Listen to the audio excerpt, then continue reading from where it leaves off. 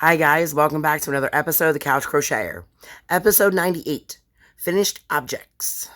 Woohoo! I've been busy. Hi guys, welcome back to another episode of the Couch Crocheter. I am up here tonight. I just did one video that I just posted, and I figured since I have the energy and I'm feeling alright, that I would do another video and then just post it a couple days later. And I might do yet another one tonight, depending on, how I feel. So tonight I am going to go over, well, not tonight, this video, I'm going to go over the finished objects that I did in the last couple of days. The first one I'm going to start off with, which I have to tell you, I had no idea what this was going to be when I started. I did go over it, I think 2 videos ago, but I'll go over it again now with you. I was sitting at home. I had lost my Crojo. I was just, kind of feeling blue a little bit, and my Kalahari bag was in front of me. And I used my Kalahari bag a while ago for a project bag, and I know that there was miscellaneous yarn inside of it. So I reached in the bag, and I blindly grabbed, and what I grabbed out was Ocean Yarn Art. Well, it's Yarn Art Ocean. Now, I don't remember which number was which. And if you go back to a previous video, I tell you what the first one was. Oh, you know what? I can tell you. Hold on. Because I still have the other one up here. And this one is... Okay. Put you aside. So I ended up grabbing the Ocean Yarn Art. So the color that I grabbed that was in there, and this was one skein that was left over from a shawl that I did previous, I don't know, maybe 10 videos or so ago. I don't know how many. And this one was, they don't have colors on their thing. They have numbers. So this one was color 110. It was like the purple in the picture that I'm going to show you in a minute. I'll go over the yarn with you. Again, it's Yarn Art, and the yarn itself is called Ocean. It's 100 grams, 3.52 ounces, 100 meters, or 196.85 yards. It is 20% wool and 80% acrylic. Again, the color number was 110. It is made in Turkey. They consider this a fine number 5. Recommended hook size is a J or a 10. The recommended needle size is a 15 or an S. Oh, wait, that's not right. No, I'm sorry. It's also US 10. Sorry. I think that's the stitch count, the 15S, in order to make your swatch. So yeah, US 10. Let me see what else it says. That's it. So then the other color that I had up there, which originally I thought I had 3 colors, and I don't know what I was even going to make with the third color. I was just going to go to the purple ran out and then go with another color in the middle and then the third color. But it ends up that I only had 2 colors. So the second color number was 118, and it is this color. So I had just Googled, Jada in Stitches is the one who taught me. And again, like I told you in the previous video, but I'll say it again just in case you didn't see the other one. I tried to do a corner to corner when I first started to crochet, and I failed. And then about 1.5 years ago, 2 years ago, I'm horrible with time, I tried again, and I failed. And I don't know what made me want to try the third time this particular day, but I just wanted to learn it. So I'm sitting there, on the couch at home, and I put on Jada in Stitches, and she teaches me how to start it. And then I started it, and then I realized that the pattern that I was doing was for a baby blanket, and it wasn't a square. So then I also Googled Jada in Stitches corner to corner square. and I found it, but the pattern that she did for the square for the individual blocks was different from what I was doing from the baby blanket one or the rectangle one. So then I just had to figure it out, and I watched how she started decreasing, and then I figured out how to decrease in the stitch that I was doing. You know, and I understand that there's, you know, 100 million different, and I'm exaggerating a wee bit, I feel, you know, granny squares out there. There's, you know, 100 different ways to make a, you know, a circle. You know, not a ball, but a circle. There's 100, you know what I mean? Like every pattern is different, and I understand that, but I do find it a little discouraging and difficult that there's so many corner to corner versions. And I understand that when people put out videos for corner to corners and tutorials, this one has to be different from this one, or else you're copying this person's pattern. But boy, it's a lot to keep up with, guys. And you guys know this. And I'm not complaining whatsoever, because I did learn how to do a square. And then I thought, what am I going to do with this square? So I was sitting up here at headquarters the other day, ripping apart the second corner to quarter project that I started, because I realized that I started decreasing too soon, and I want to use up both of the balls of yarn that I had dedicated to this project. So I'm ripping it out, and I thought, you know, I really need like a little pillow to go around my neck or something. I'm like, that's the next thing I'm going to crochet. So I'm sitting there and I'm ripping and I'm ripping and ripping, and Honey's, you know, taking a little nap next to me because he fell asleep, not intentionally.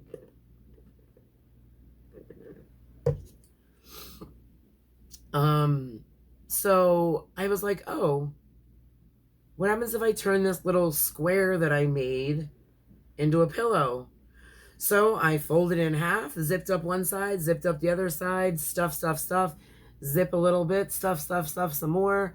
Went in there with the toothpicks that come with the polyfill, or toothpick that comes with the polyfill, kind of moved it all around, zipped it up again, put it behind my head. Next thing you know, I'm ripping it all out. Next thing you know, I'm sleeping. It was so comfortable, and I love it. It knocked me out. It was perfect. It's perfect.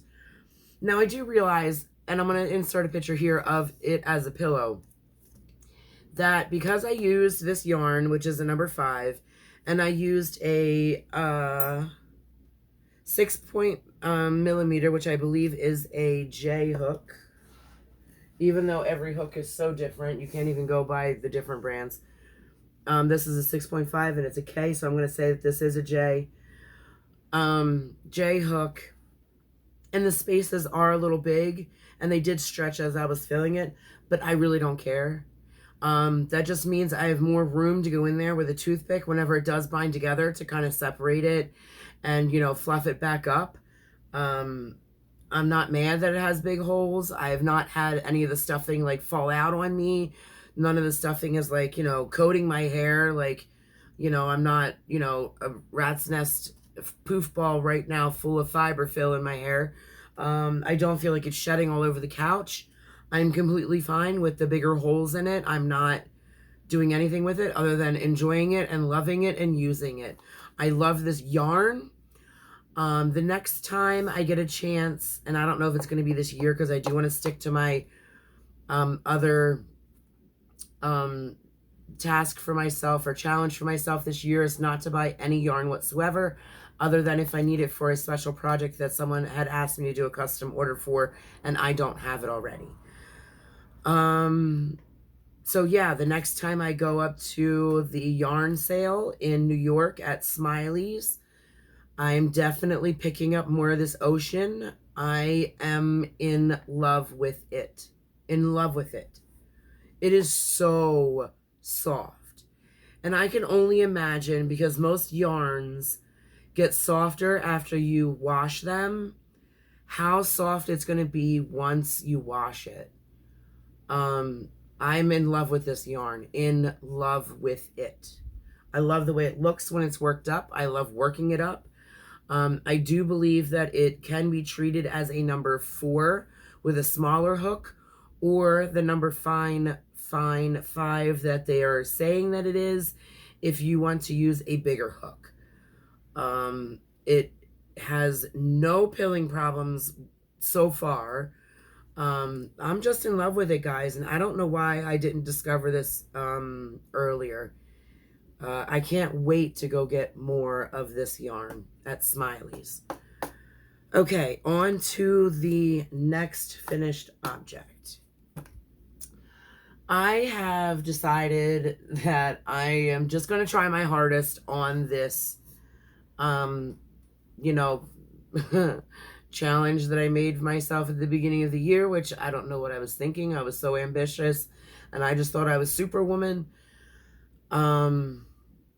But I'm going to move on from the current mandala that I was working on. The current mandala that I was working on was the Mandala Madness blanket by It's All in a Nutshell. And guys, I'll leave all these links down below like I tried normally to do.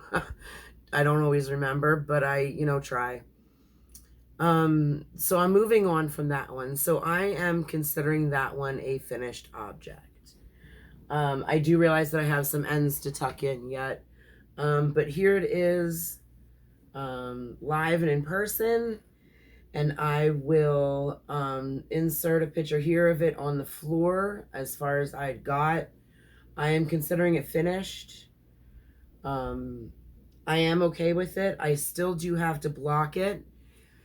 And I'm okay with it only because, and I said this from the beginning, not only did I lose kind of interest in it.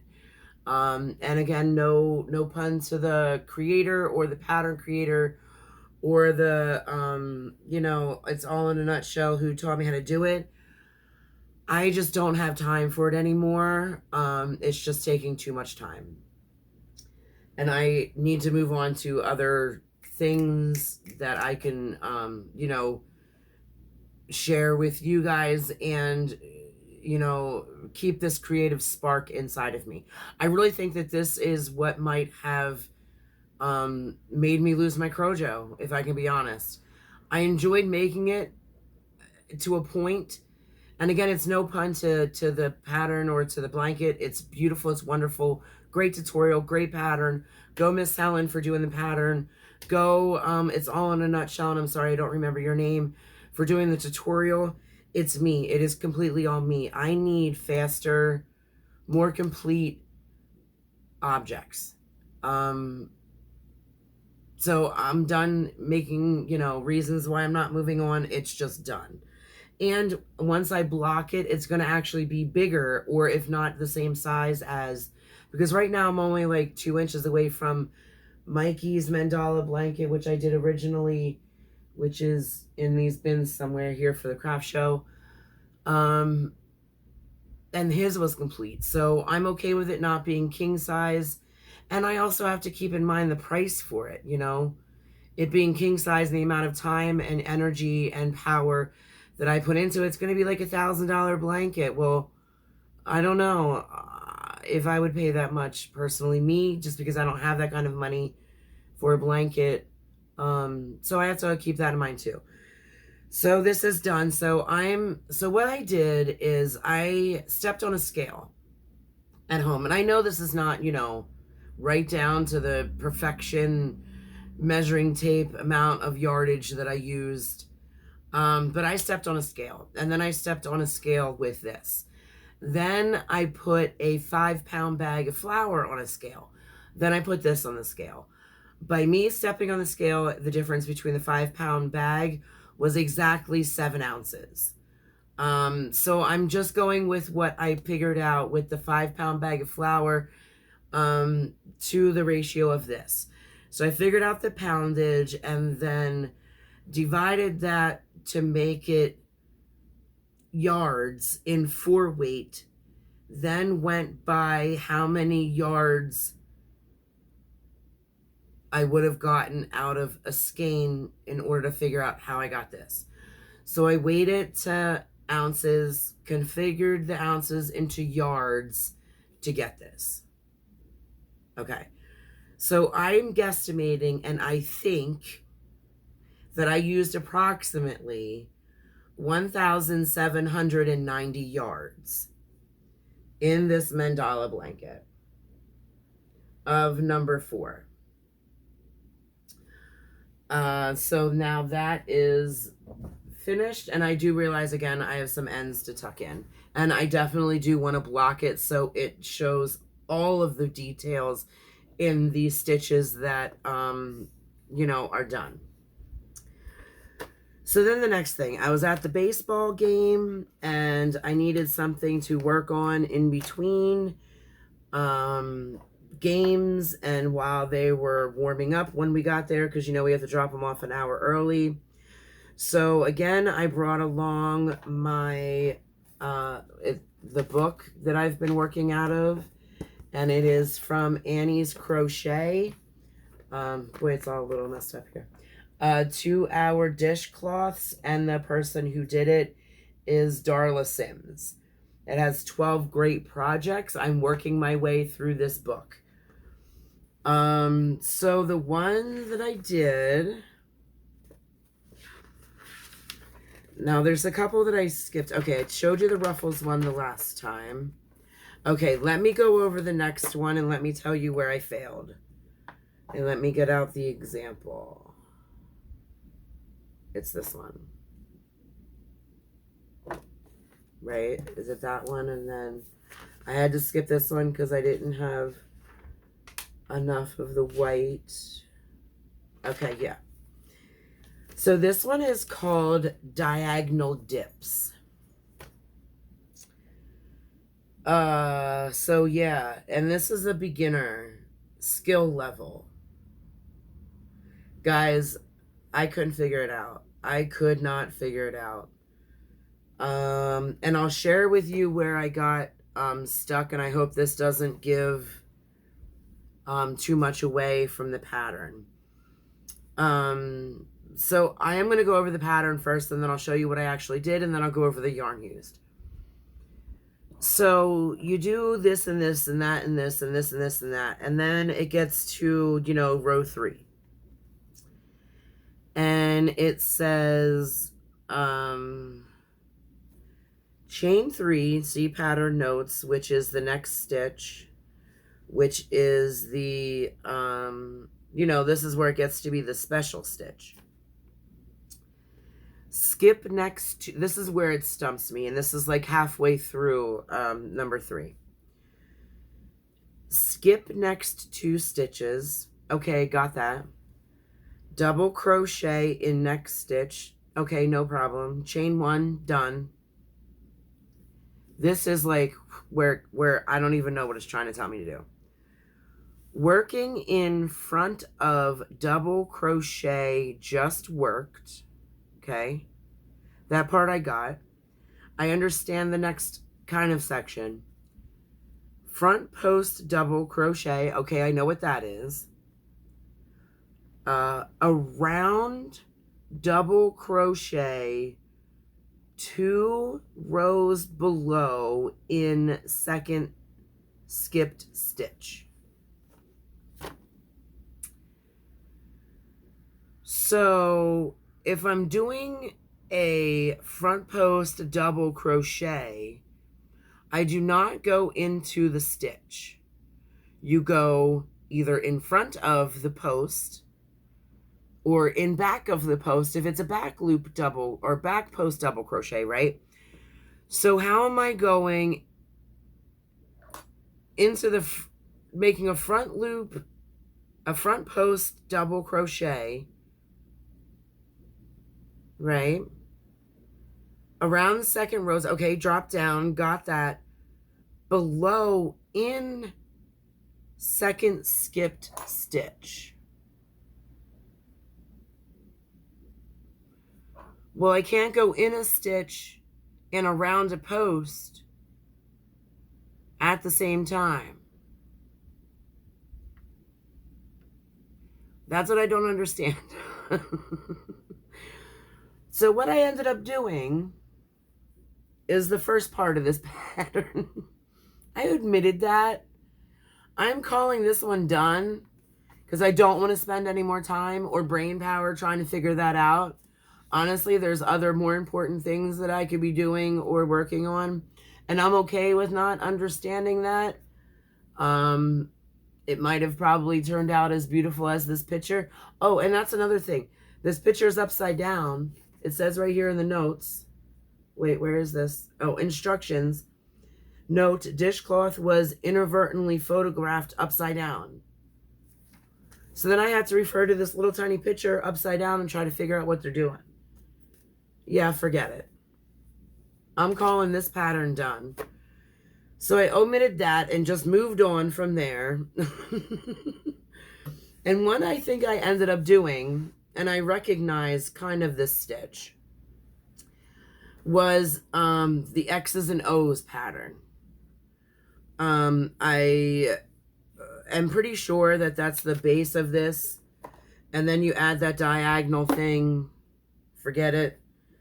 And then, so I did that, and the color that I used and the yarn that I used was, here it is, Premier Home cotton. It's 105 yards, 96 meters, 2.1 ounces or 60 grams, 85% cotton and 15% polyester. The color is Bubblegum Spray. It is a number 4. Recommended hook size is an I9. Recommended needle size is a US 8. And it is made in Turkey. And I did the inside of it. Oh, let me see which one's the right side. Here we go. This is the right side. So I did the inside of it in the Bubblegum Splash. And I don't know if you can see it, but here's like an X. And then here's the O part. So here you have the X and the O. And then I just did a single crochet around the border at first. And then did 2 rows of half double crochet. And the white was sugar and cream, and this label is horrible. Let me see what I can get out of it. Yikes. It is a worsted weight number 4, 109 meters, 120 yards, 70.9 grams, 2.5 ounces. It is called white.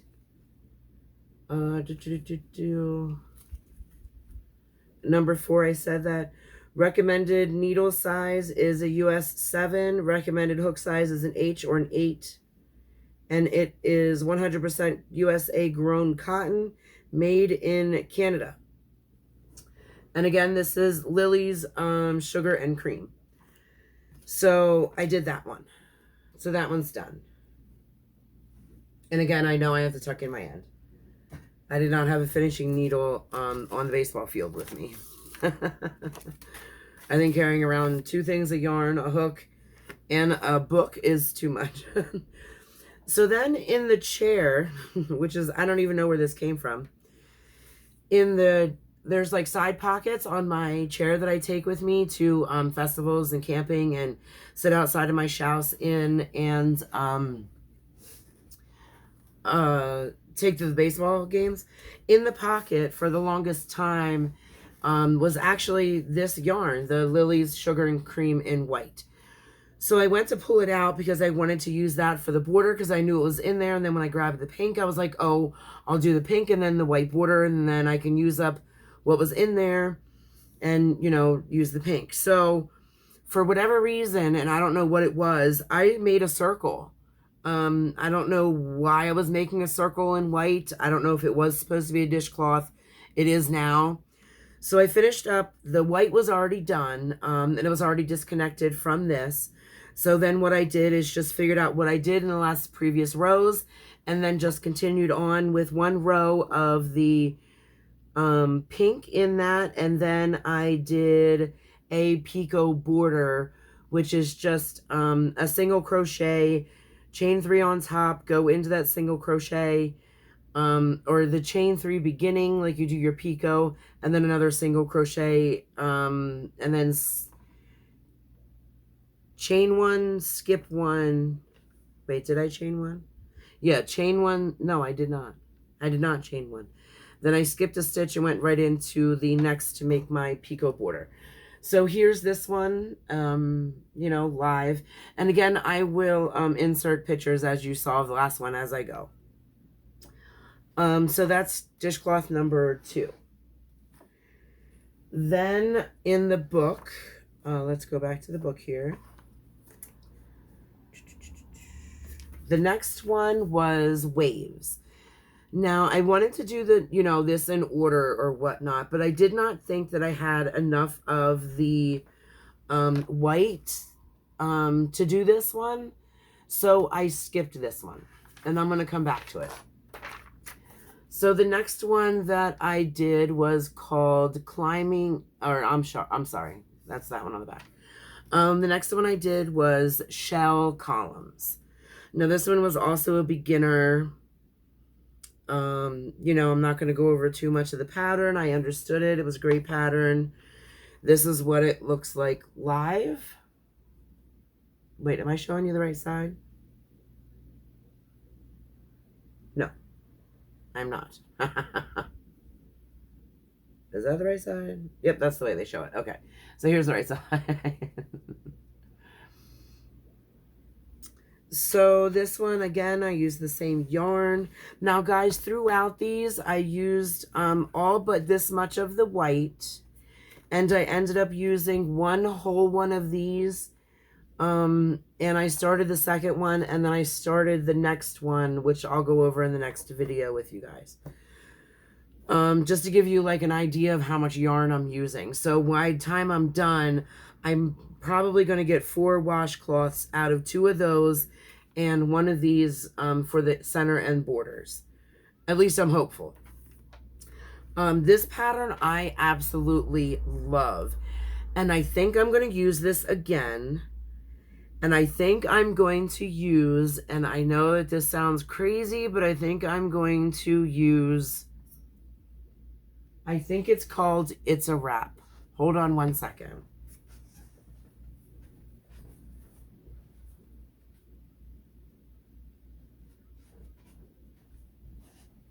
It is. It's called It's a Wrap Hues.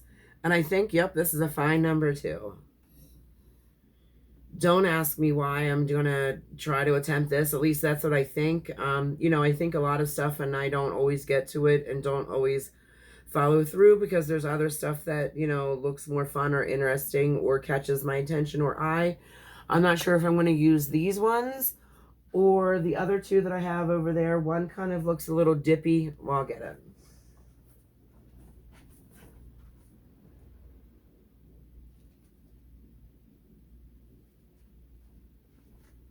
Because these 2 are also the same.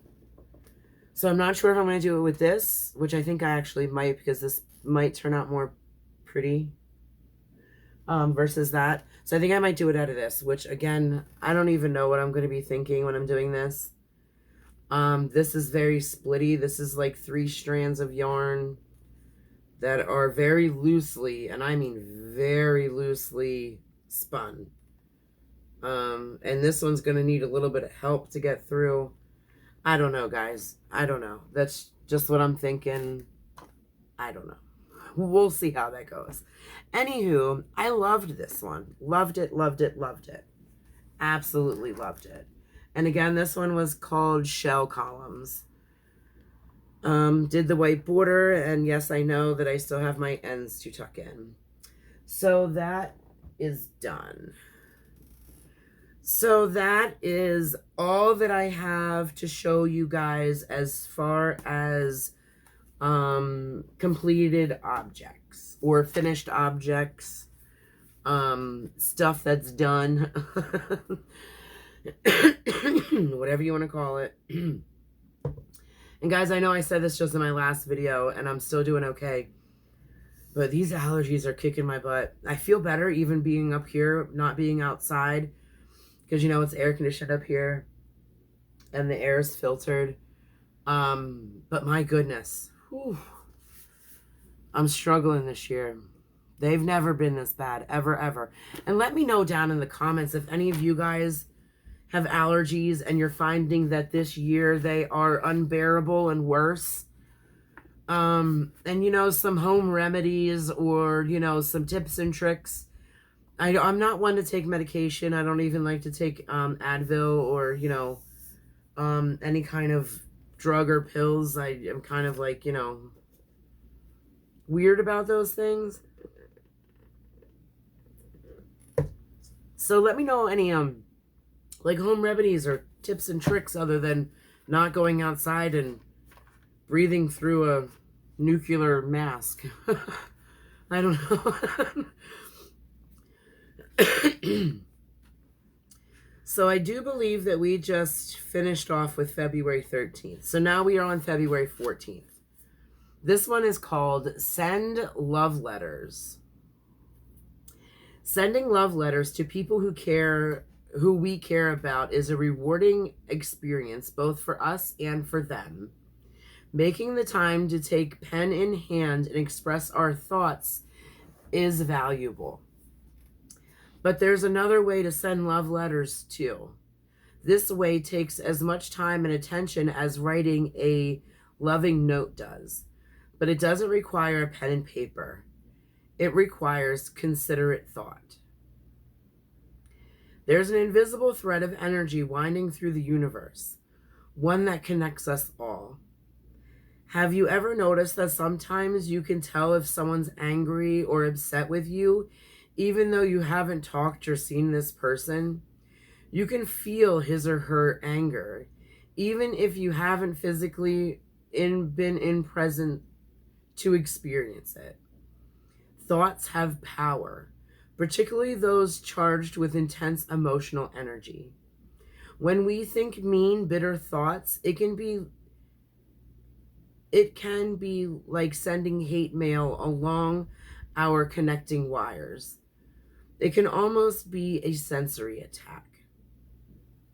Why not send loving thoughts charged with positive emotional energy? We can consciously choose to use our connections to others to send love, send positive thoughts, blessings, peace, assistance in time of crisis. We can send our thoughts in the form of a prayer. We can simply think a blessing or a positive thought, charge it with energy, and send it through the wires with love. When someone you know or love comes to mind, or even someone you don't, perhaps someone in another part of the country or the world, perhaps someone perhaps someone going through a particular crisis, and you're not certain what to do, send a love letter. Your loving thoughts will touch them and your blessings will come back to you. Guys, I couldn't tell you how many times subconsciously I do this throughout a day. There's times where I think about someone so hard that you get into that meditative trance where you don't know what you just did or where you just drove or what you just watched on the TV or what you were just eating. I do that a lot to the people in this living world, and I send a ton of positive energy up to the ones that I miss, the ones who are no longer with us. And there's times in need where I feel the same energy coming back. There's two particular people that I don't even know if they watch my videos who mean a lot to me, and they don't know it yet, but they're going to be first on my list to visit whenever we do hit the road many moons down the line. That I send so much positive energy to, who I miss a lot, here in the physical world. So yeah, guys, send positive energy, send positive vibes. You never know who needs it and when they need it or how they need it. God knows I wish some people the best of luck, and I wish that they have and seek out what they're looking for, and I wish that they find happiness. And I send out that vibe a lot. So guys, I guess that reading was amazing today, at least for me, you know, a bit of reflection, I guess. So that's all I have for y'all. Be safe and stay groovy. Bye.